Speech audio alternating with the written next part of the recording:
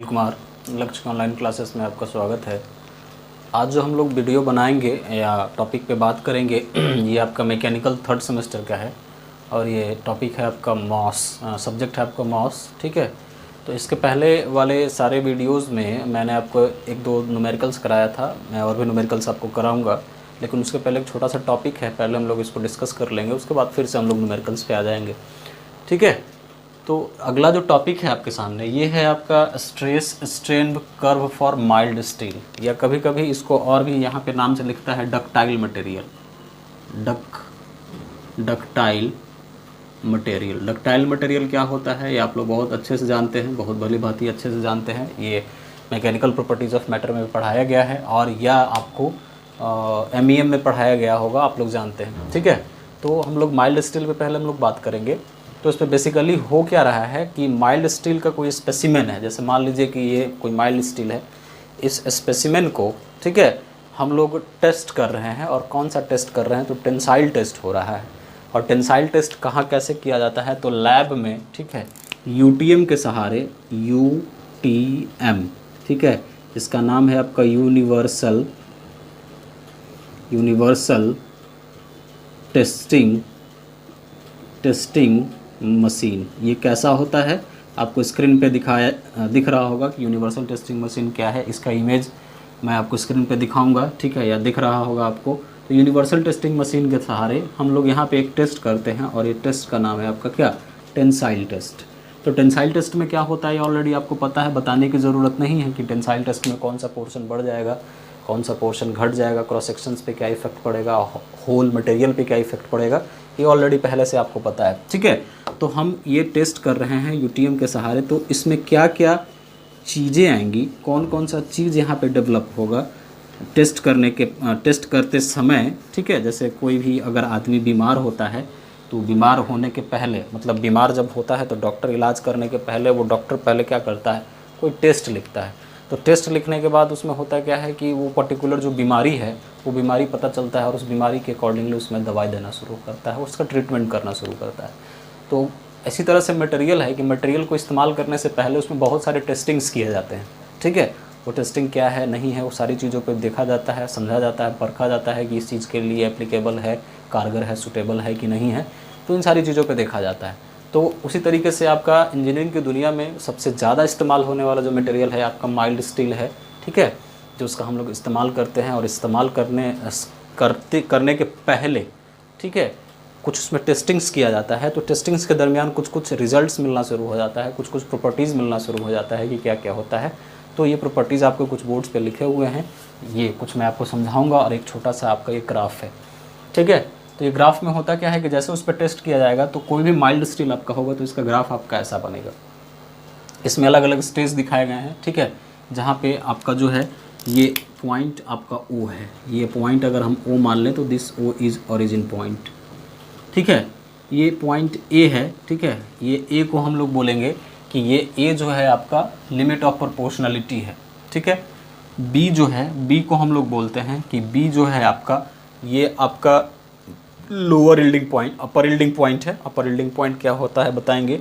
और C जो है, C को हम लोग बोलते हैं ये लोअर यील्डिंग पॉइंट है। और यहाँ पे जो D है, ठीक है, D, F की बात नहीं कर रहे हैं, D की बात कर रहे हैं। D हम F बताएंगे कि F क्या है, F में हो क्या रहा है। बेसिकली ये F OA के पैरेलल है, OA के पैरेलल है। ठीक है, तो F जस्ट ये एट ए सडन इन दोनों के बीच में एक पॉइंट मैंने सेलेक्ट कर लिया है। ठीक है, D क्या है, D को भी मैं बताऊंगा। और E क्या है, तो D को अल्टीमेट पॉइंट बोलते हैं और E को हम लोग ब्रेकिंग पॉइंट या फ्रैक्चर पॉइंट बोलते हैं। तो खैर एक एक करके हम लोग बातों को समझेंगे कि क्या है नहीं है। ठीक है, तो देखिए ये हो क्या रहा है कि कोई स्पेसिमेन है। ठीक है, इस स्पेसिमेन को अगर हम डायग्राम की मदद से आपके सामने इंडिकेट करें, जैसे मान लीजिए कि कोई आयरन स्पेसिमेन है जो माइल्ड स्टील का बना हुआ है और इस पर ये इसका क्रॉस सेक्शन है और एक क्रॉस सेक्शन पे हमने टेंसाइल लोड लगाया, ये P। ठीक है, तो जब ये टेंसाइल लोड लगेगा तो इस पर क्या क्या फ़र्क होगा, क्या क्या, जैसे ये पकड़ के इसको खींचिएगा तो इसमें क्या क्या आना शुरू हो जाएगा। तो पहला जो है इसमें जो टर्म आएगा, इसमें हम लोग बात करेंगे कि लिमिट ऑफ प्रोपोर्शनलिटी।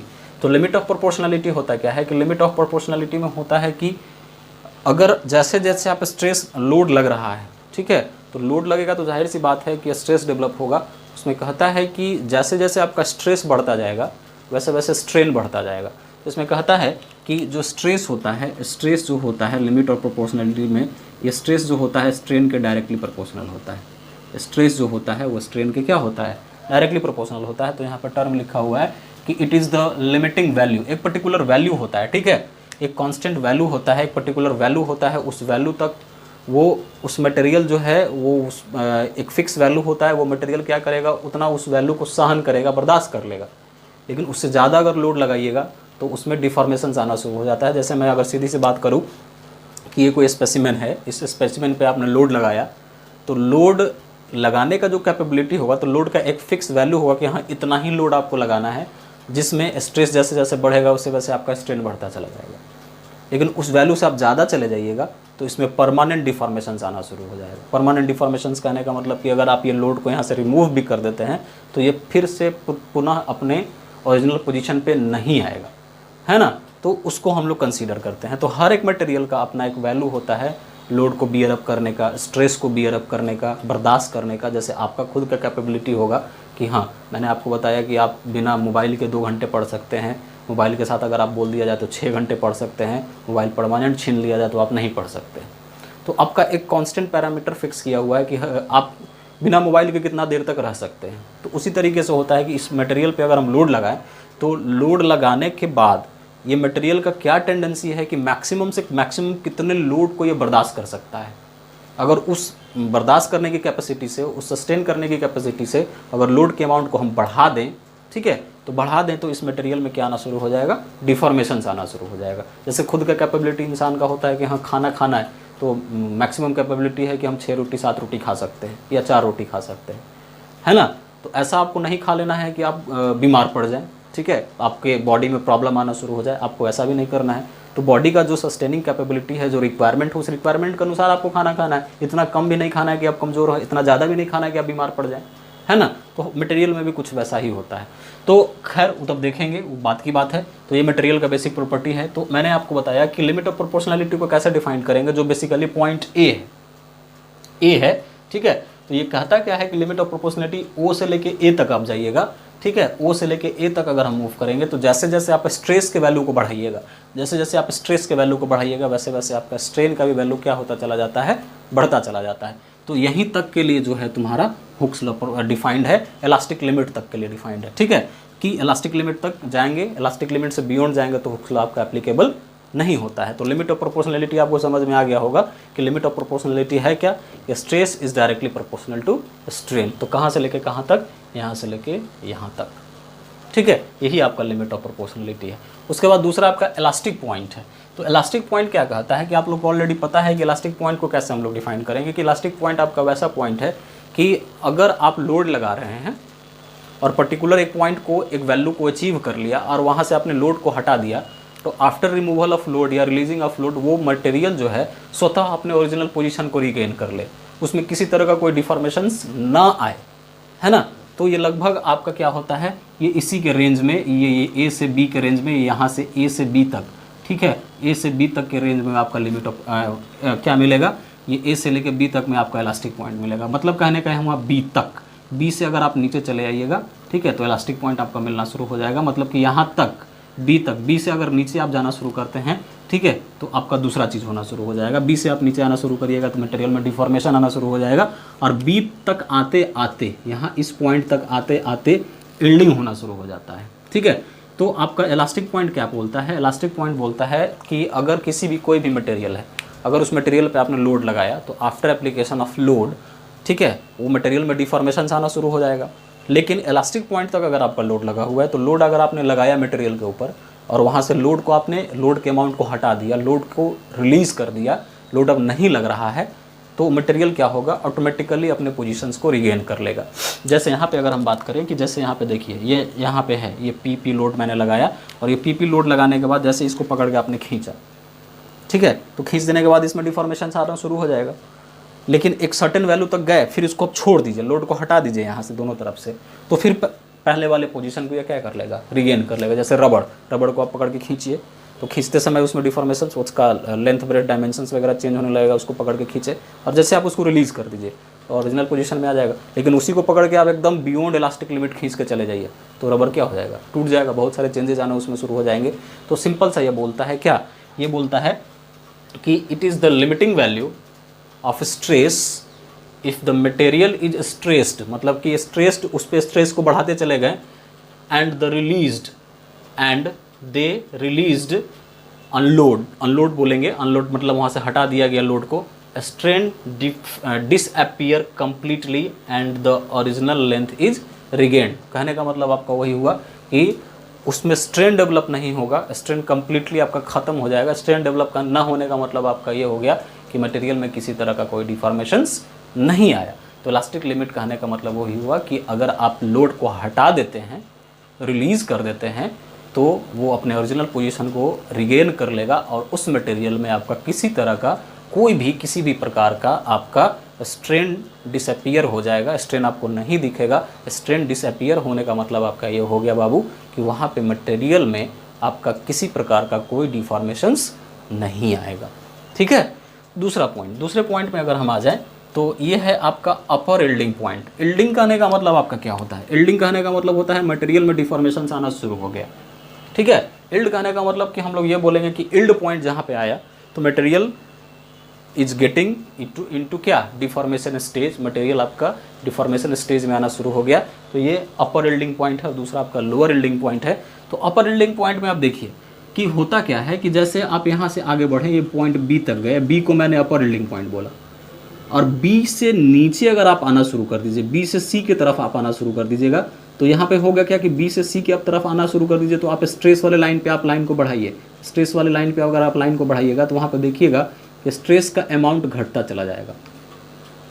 लेकिन अगर वही आप यहाँ से स्ट्रेन वाले लाइन में आगे आगे बढ़ते चले जाइएगा, स्ट्रेन वाले लाइन में यहाँ से देखो, अगर हम यहाँ से आगे बढ़े, फिर यहाँ से अगर इस पॉइंट से हम आगे बढ़े, फिर इस पॉइंट से आगे बढ़े, फिर इस पॉइंट से आगे बढ़े, सी तक बढ़ते चले गए, तो आप देखिएगा कि आपका क्या होगा कि स्ट्रेस का जो अमाउंट है, स्ट्रेस का अमाउंट बढ़ता चला गया, घटता चला गया। तो स्ट्रेस का अमाउंट घटता चला गया, इसका मतलब आपके लोड का भी वैल्यू घटता चला जा रहा है, लोड का भी वैल्यू घटता चला जा रहा है। लेकिन जैसे जैसे आप इस सी की तरफ मूव करते जाइएगा, सी की तरफ मूव करते जाइए, तो इस पॉइंट पे आइए, इस पॉइंट पे आइए, इस पॉइंट पे आइए, ये स्ट्रेन आपका बढ़ता चला जा रहा है ना। तो लोअर यील्डिंग अपर यील्डिंग पॉइंट में आपका क्या बोलता है कि यहाँ पे जो होगा कि स्ट्रेस मतलब लोड का अमाउंट घटता चला जाएगा, लोड का अमाउंट घटता चला जाएगा, लेकिन स्ट्रेन आपका क्या होता चला जाएगा, बढ़ता चला जाएगा। एकदम ग्राफ पे आप कंसंट्रेट होकर देखिए, यहाँ पे आप देखिए, यहाँ से अगर आप बी से सी की तरफ जा रहे हैं, ठीक है, तो यहाँ पे आपका जो हर एक पॉइंट पे stress is going to be क्या, डिक्रीज, स्ट्रेस आपका घट रहा है, बट जो आपका स्ट्रेन है, स्ट्रेन के अमाउंट क्या होते चले जा रहे हैं, बढ़ते चले जा रहे हैं। कहने का मतलब कि बी से अगर आप नीचे की तरफ आ रहे हैं तो मटेरियल में बी से ही, पॉइंट बी से ही आपका मटेरियल में डिफॉर्मेशन आना शुरू हो जाता है। तो अगर आप लोड को हटा भी देते हैं तो कोई फ़र्क नहीं पड़ेगा, मटेरियल में डिफॉर्मेशंस आना शुरू हो गया, वो अपने ओरिजिनल पोजीशन को अचीव नहीं करेगा, है ना। सीधी सी बात ये हो गई। तो कहने का मतलब ये हुआ कि लोअर अपर यील्डिंग पॉइंट कहने का मतलब पॉइंट बी है। तो यहाँ पे मैं आपको लिख दिया है, मैंने आपको डेफिनेशन क्लियर कर दिया है कि this is the stress eight which the load start reducing. अभी जस्ट समझाएं कि लोड आपका कैसे घट रहा है, start reducing and the extension increases. Extension क्या हो रहा है, स्ट्रेन देख लो, यहाँ से ये बढ़ता चला जा रहा है, यहाँ से देख लो, लाइन खींच लो, इस पॉइंट से इधर लाइन खींच लो, देख लीजिए आप, यहाँ से लाइन नीचे की तरफ खींचिए, तो यहाँ से अगर आप यहाँ से लाइन यहाँ पे खींच लेते हैं, यहाँ से लाइन आप यहाँ पे खींच लेते हैं, ठीक है, यहाँ से लाइन आप यहाँ पे खींच लेते हैं, ठीक है, तो हर एक पॉइंट को मिलाइए, ये पॉइंट मिलाइए तो यहाँ आगे मिलाइए, ये पॉइंट मिलाइए तो यहाँ मिलाइए, पॉइंट यहाँ मिलाया, तो स्ट्रेस धीरे धीरे घटता चला गया। बट स्ट्रेन क्या होता चला जा रहा है, स्ट्रेन के आप लाइन को बढ़ाते चले जाइए, स्ट्रेन का वैल्यू आपका क्या होता चला गया, इंक्रीज करता चला गया। तो इसीलिए यहाँ पे लिखा हुआ है कि एक्सटेंशन इंक्रीजेज, ठीक है, एंड लोड स्टार्ट क्या, रिड्यूसिंग।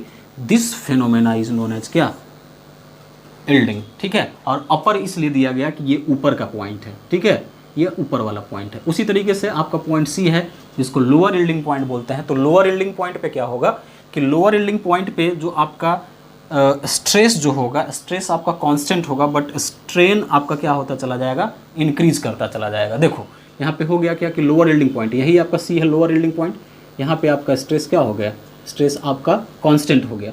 लेकिन इस पॉइंट पे, इस पॉइंट से हम बढ़ते चले गए, आगे की तरफ बढ़ते चले गए, यहाँ पे आगे बढ़ते चले जाओ, आगे बढ़ते चले जाओ, यहाँ से यहाँ पे इसी पॉइंट पे, ये आगे का कोई पॉइंट नहीं है, इसी पॉइंट पे जो आपका जो होगा स्ट्रेन लगातार आपका क्या होता चला जाएगा, बढ़ता चला जाएगा, लेकिन स्ट्रेस स्ट्रेस का वैल्यू आपका क्या होता चला जाएगा, घटता चला जाएगा। मतलब स्ट्रेस वहाँ पे जो होगा, इस पॉइंट पे स्ट्रेस आपका जो होगा, स्ट्रेस कहाँ गया, स्ट्रेस रिमेंस क्या, स्ट्रेस कांस्टेंट हो जाएगा एंड स्ट्रेन जो होगा वो आपका बढ़ता चला जाएगा। तो लोअर यील्डिंग पॉइंट में क्या होगा, आप देख रहे हैं कि लोअर यील्डिंग पॉइंट में जो स्ट्रेस है, स्ट्रेस आपका घटता चला गया, स्ट्रेन बढ़ता चला गया। तो घटते घटते लोअर यील्डिंग पॉइंट है, जब लोअर यील्डिंग पॉइंट पे जब हम पहुंचे तो लोअर यील्डिंग पॉइंट पे क्या हो गया, घटते घटते स्ट्रेस का वैल्यू कांस्टेंट हो गया, ठीक है। अब वो बढ़ न रहा है ना घट रहा है, लेकिन जैसे जैसे वहाँ पे पहुँचते, लोअर यील्डिंग पॉइंट तक पहुँचते तक आपका जो स्ट्रेन है, स्ट्रेन में लगातार बढ़ोतरी होते चला जा रहा है, मतलब एक्सटेंशन आपका लगातार होते चला जा रहा है, ठीक है। जैसे कोई भी चीज़ है, कोई भी मटेरियल है, अगर उसको एक बार आप तोड़ दीजिए, ठीक है, तो तोड़ दीजिएगा तो उस पर थोड़ा सा आप फोर्स अप्लाई करिएगा तो वो लगातार ब्रेक होता चला जाता है। जैसे एक बार भूकंप आया, ठीक है, भूकंप एक बार आया तो उसमें क्या होता है, उस रेंज में जितने सारे घर हैं वो गिरना शुरू कर देते हैं, भूकंप खत्म भी हो जाता है, फिर भी देखते रहते हैं कि घर गिर रहा है, तो लोड का इफेक्ट तो ख़त्म हो गया, लेकिन उसका इफेक्ट कुछ देर तक है, जिसके कारण क्या हो रहा है, उसका जो इफेक्ट है वो आपको दिख रहा है ना। तो ये सारी चीज़ें होती हैं इस ये मटेरियल में। तो आपको यहाँ तक ये क्लियर हो गया होगा कि ए से ओ से ए आपका क्या है, तो इसको हम प्रोपोर्शनलिटी लिमिट ऑफ प्रोपोर्शनल बोलेंगे। ए तक, यहाँ से यहाँ तक आपका इलास्टिक लिमिट है, बी आपका अपर यील्डिंग पॉइंट है, सी आपका लोअर यील्डिंग पॉइंट है। अपर यील्डिंग पॉइंट में आप ध्यान दीजिएगा कि कभी भी अगर आप अपर यील्डिंग पॉइंट में जाएंगे, अपर यील्डिंग पॉइंट याद रखेंगे, अपर यील्डिंग पॉइंट में जो होगा स्ट्रेस, जो स्ट्रेस होगा अपर यील्डिंग पॉइंट में, ये सब करके मैं लिख देता हूँ यहाँ पे, आप लोग नोट में कर लेकर अच्छे से लिख दीजिएगा। स्ट्रेस जो होगा, stress is going to be decrease, और स्ट्रेन जो होगा, स्ट्रेन आपका क्या हो जाएगा, गोइंग टू बी इंक्रीज। लेकिन लोअर यील्डिंग पॉइंट में जैसे आप आइएगा, लोअर यील्डिंग पॉइंट में तो स्ट्रेस जो है बाबू, ये स्ट्रेस जो है ये क्या हो जाता है, कांस्टेंट। स्ट्रेस जो है, स्ट्रेस आपका कांस्टेंट हो जाता है, बट जो स्ट्रेन है, स्ट्रेन जो है ये लगातार आपका बढ़ते चला जाता है। तो ये कुछ पॉइंट है जो ऑब्जेक्टिव में पूछता है, इसको आप ध्यान में रखेंगे कि अपर यील्डिंग पॉइंट में आपका ये होगा और लोअर यील्डिंग पॉइंट में आपका ये होगा, इसको ध्यान से रखें, है ना। तो इसके बाद भी कुछ और पॉइंट्स आएंगे, जैसे आपका अल्टीमेट पॉइंट आएगा, ब्रेकिंग पॉइंट आएगा। तो यहाँ तक एफ ऐसे ही एट रैंडम कोई पॉइंट मैंने मार्क किया है, एफ का ऐसा कुछ फंडा नहीं है, डी और ई का फंडा है। तो एफ और एफ डैश को मैं क्लियर करूँगा कि है क्या बेसिकली, और डी और एफ को, डी और ई को इसके बाद हम लोग कंसिडर करेंगे कि डी और ई का मतलब क्या हुआ। तो डी को हम लोग बोलते हैं अल्टीमेट पॉइंट या पॉइंट ऑफ नेकिंग, इसको अगला पॉइंट है आपका अल्टीमेट पॉइंट। तो अल्टीमेट पॉइंट कहने का मतलब आपका क्या होता है कि उस पॉइंट पे अगर हम मैक्सिमम से मैक्सिमम स्ट्रेस आपका डेवलप हुआ, तो उस मैक्सिमम स्ट्रेस पे कह सकते हैं, उस मैक्सिमम स्ट्रेस को वो मटेरियल रेसिस्ट कर लेगा। कहने का मतलब आपका ये होगा मटेरियल फेल नहीं करेगा, मतलब मटेरियल टूटेगा नहीं, मटेरियल में डिफॉर्मेशन आ जाएगा लेकिन मटेरियल आपका फेल नहीं करेगा, ठीक है। तो वो कहलाता है आपका क्या, अल्टीमेट पॉइंट। और उस अल्टीमेट पॉइंट पे होता क्या है कि उस अल्टीमेट पॉइंट का कहने का सीधा सा मतलब ये हो गया कि अगर आप सीधा सा मान के चलिए कि कोई मटेरियल है जिसका प्रॉपर्टी है कि अगर वो 400 450 स्ट्रेस को, न्यूटन पर mm स्क्वायर स्ट्रेस को बियर अप कर लिया, वो मैक्सिमम वैल्यू है, ठीक है। तो अल्टीमेट पॉइंट है। अगर उस स्ट्रेस से थोड़ा सा भी ज़्यादा स्ट्रेस अगर आपका डेवलप हो जाए मटेरियल में, तो मटेरियल आपका क्या कर जाएगा, फेल कर जाएगा। मटेरियल में क्या हो जाएगा कि वो मटेरियल सीधा सीधा फ्रैक्चर हो जाएगा, टूट जाएगा, है ना।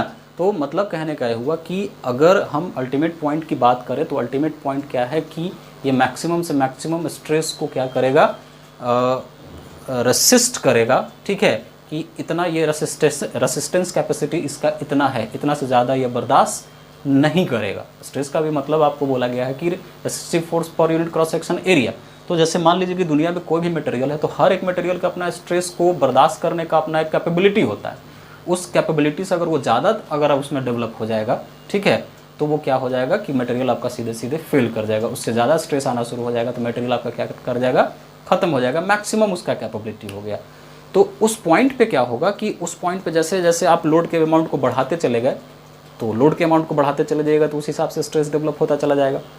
लेकिन एक उसका कैपेबिलिटी है कि वो लोड के अमाउंट को क्या करेगा, रेसिस्ट करेगा। लेकिन अगर लोड का अमाउंट आपका कंटिन्यूअसली बढ़ता चला गया, तो कंटिन्यूअसली बढ़ता चला गया तो वैसे मान लीजिए कि 400 450, अभी जस्ट आपको एग्जांपल दिया कि 400 450 किसी भी मटेरियल का है बियरअप करने का, लेकिन वो अमाउंट अगर कंटिन्यूअसली बढ़ रहा है तो वो उस 400 450 के अमाउंट को भी क्रॉस कर गया, तो material is going to be क्या, फेल्ड, मटेरियल आपका फेल्ड कर जाएगा, मटेरियल आपका किसी तरह के कोई लोड को वो आप बियर अप नहीं करेगा, मटेरियल ब्रेक कर जाएगा, है ना।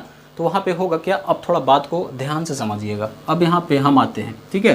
तो यहाँ पे इस फिगर का अब यहाँ पे यूज़ आ गया। जैसे देखिए यहाँ पे कंटिन्यूसली आपने लोड को लगाया, इधर से आप लोड लगाए जा रहे हैं, इधर से आपको लोड लगाए जा रहे हैं, और एक लगातार इसको पकड़ के खींचे जा रहे हैं, ठीक है।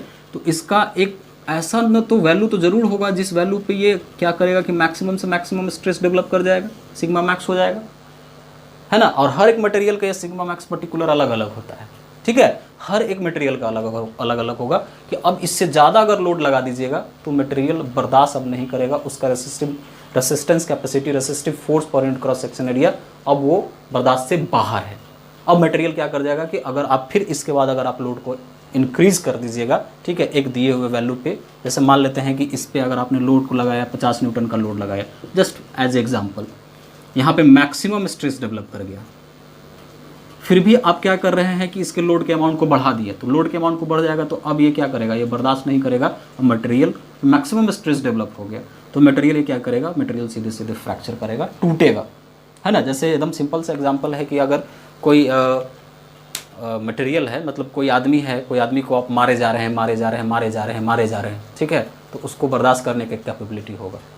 अब पीटते पीटते लगा कि अच्छा चलो 4 हाथ बजा, 5 हाथ बजा, 5 हाथ बजने के बाद वो आदमी बोला कि 5 से 5 हाथ पिटाना मेरा मैक्सिमम कैपेबिलिटी था, इसके बाद 6ठा हाथ मारना, क्या हाथ उठेगा भी तो फिर दूसरी बात हो जाएगी, है ना।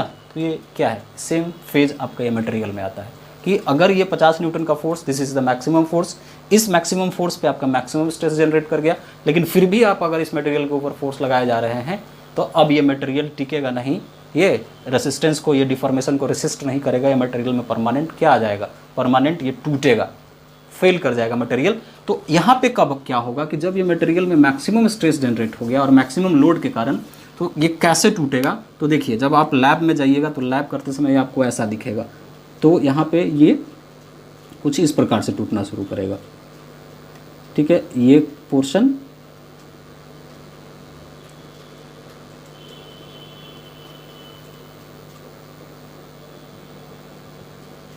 ये ऐसा होगा,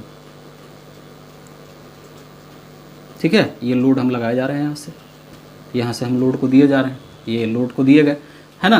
तो यहाँ से क्या हुआ कि ये मटेरियल का ये बीच वाला पोर्शन है, ये बीच वाला पोर्शन है, आप इसको लगातार खींचते चल जाइएगा, तो यहाँ से यहाँ तक तो इसका जो लेंथ है वो यूनिफॉर्म है, यहाँ तक आपका डायमीटर क्या है, डायमीटर भी यहाँ तक आपका यहाँ यूनिफॉर्म है, यहाँ तक भी डायमीटर आपका क्या है, यूनिफॉर्म है। और अचानक से इसमें क्या हो जाएगा कि बीच से, ये बीच वाले पॉइंट से ये क्या करेगा, बीच वाले पॉइंट वैसे खींचना शुरू करोगे तो बीच वाला जो पोर्शन है वहाँ पे डायमीटर एकदम कंटिन्यूअसली वहाँ पे डायमीटर आपका क्या करना शुरू कर जाएगा, घटना शुरू कर जाएगा, डिक्रीज करना शुरू कर जाएगा, ठीक है। डिक्रीज करना शुरू करेगा तो वहाँ पे नेक का फॉर्मेशन हो जाता है, नेक।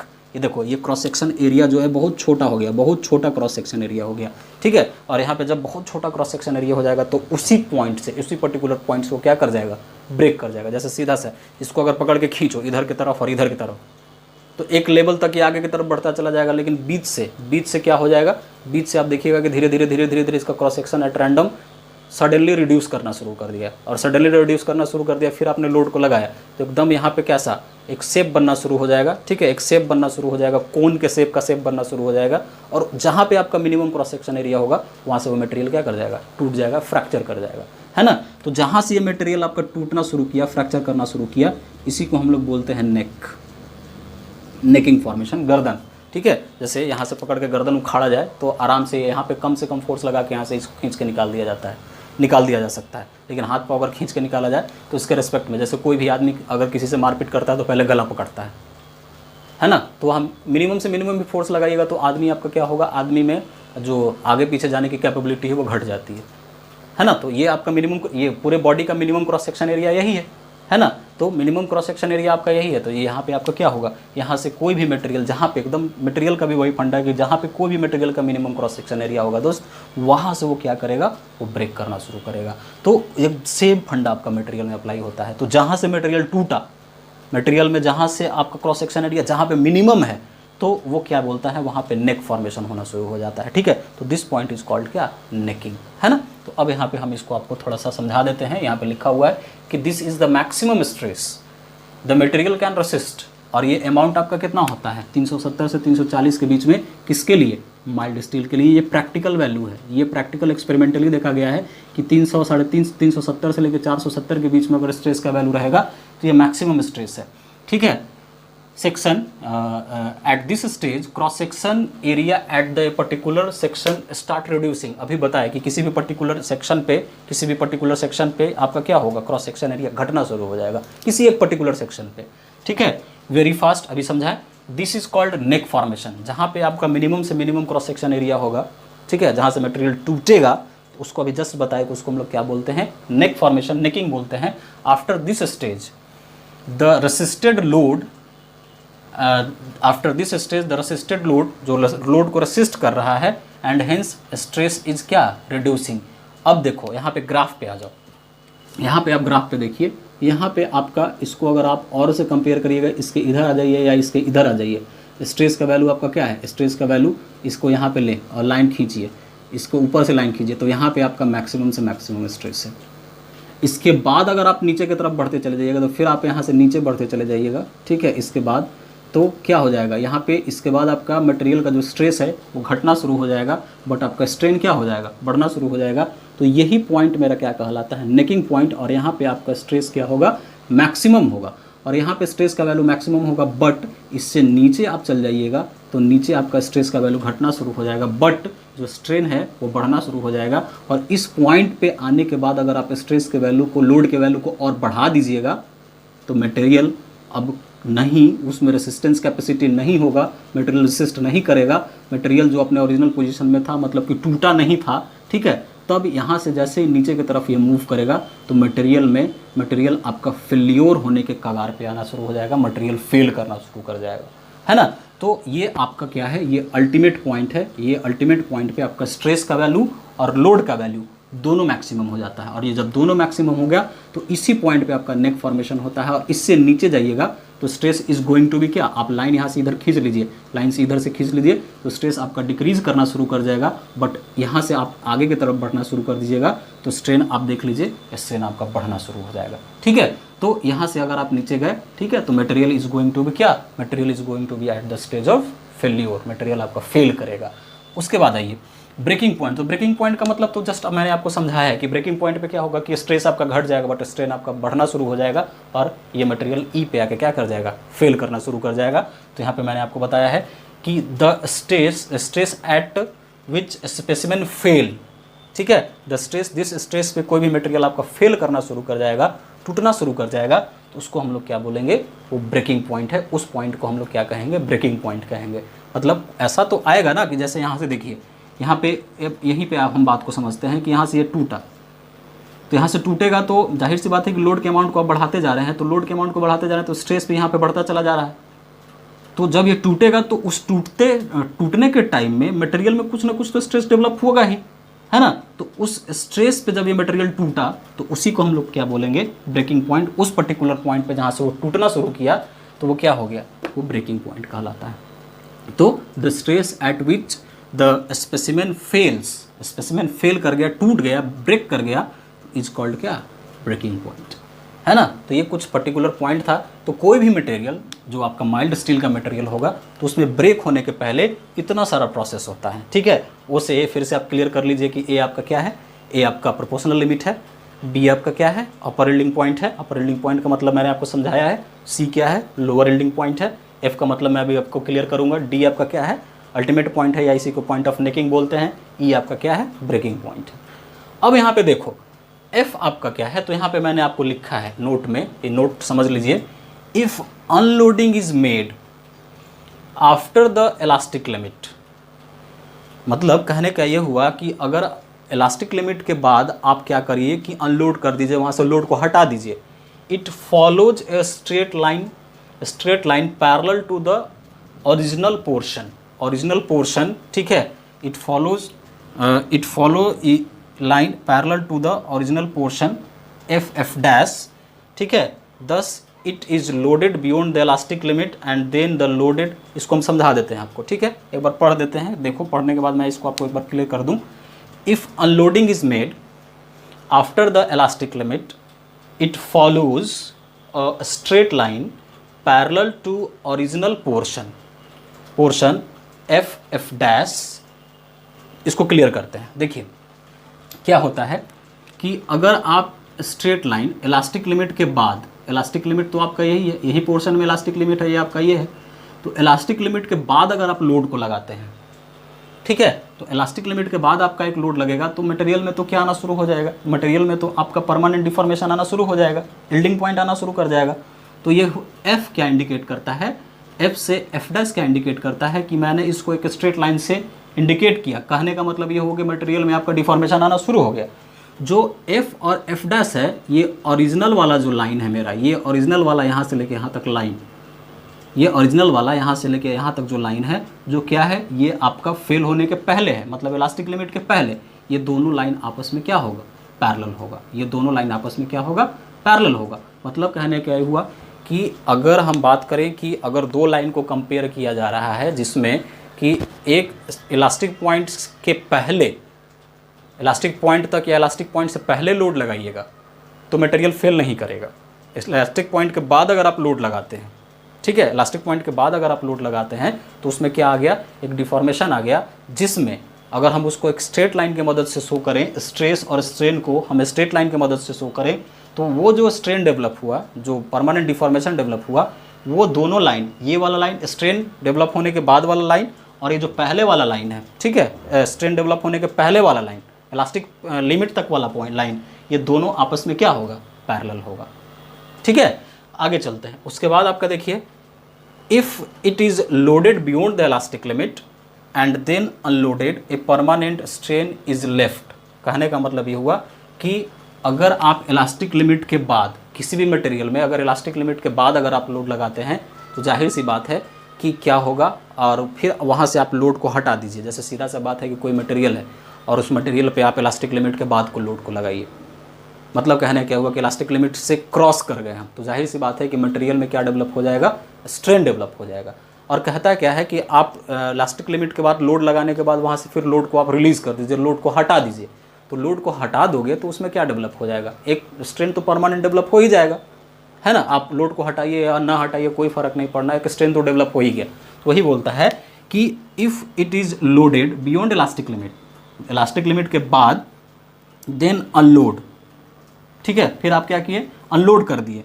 अब permanent strain O F dash, ठीक है, ओ एफ डैश, ये परमानेंट स्ट्रेन डेवलप हो जाएगा कब, जब आप इलास्टिक लिमिट के बाद लोड को लगाइएगा, इस प्रोपोर्शनल लिमिट से, इस पॉइंट बी से, इस ओ से ए, ठीक है, इसके बाद अगर आप स्ट्रेस को लगाइएगा, ठीक है, इलास्टिक लिमिट के बाद अगर आप स्ट्रेन को लगाइएगा, ठीक है, लोड को लगाइएगा, तो वहाँ पे क्या होगा कि आपका एक परमानेंट स्ट्रेन डेवलप हो जाएगा, जो क्या हो जाएगा कि मैंने इसको किसी से इंडिकेट किया है, ओ एफ डैश से इंडिकेट किया है, तो this is the permanent strain, ये परमानेंट स्ट्रेन कहलाएगा। और ये ओ एफ डैश जो डेवलप हुआ है स्ट्रेन, जो परमानेंट स्ट्रेन है, इसी परमानेंट स्ट्रेन को हम लोग बोलते हैं परमानेंट सेट।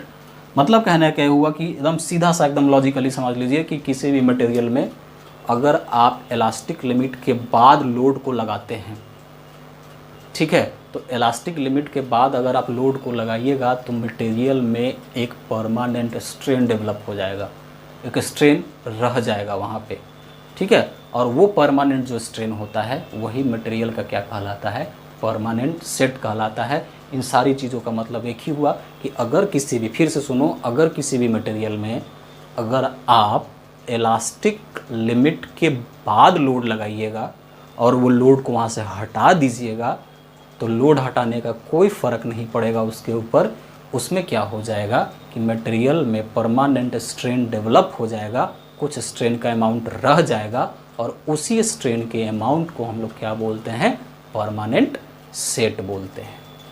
ठीक है, तो ये आपका स्ट्रेस स्ट्रेन कर्व का कुछ ब्रीफ डिस्कशन था। आपको कहीं अगर प्रॉब्लम होगा इन सारी चीज़ों को समझने में तो आप हमको टेक्स्ट करिए, फ़ोन करिए या व्हाट्सएप करिए, पर्सनल व्हाट्सएप पे आप पूछ सकते हैं। Thank you.